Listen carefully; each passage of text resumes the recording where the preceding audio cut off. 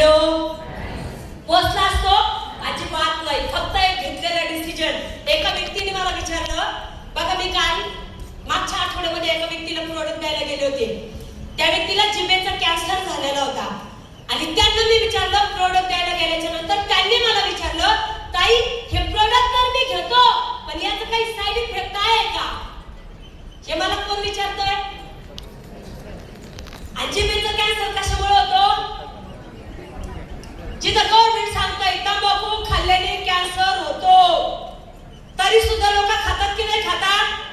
कोण कोण खातात? डबल हात करा बरं.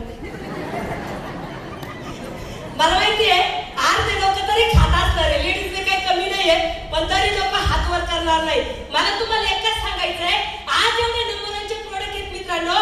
आज तंबाखू खाऊन, गुटखा खाऊन, दारू पिऊन, गांजा ओढून जर शरीरावर साईड इफेक्ट होतो तरी आपण रोज खातोय.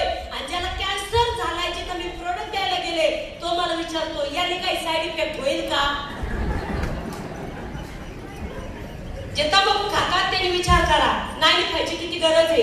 या सर्व बघा मित्रांनो, आज हे सगळं जे बोलण्याचं स्किल आणि जे सगळ्या गोष्टी आहेत ना, फक्त बिझनेसची ताकद आहे. फक्त एक सांगेल, मार्केटमध्ये हा बिझनेस गेल्याच्या नंतर कुणाला विचारू नका.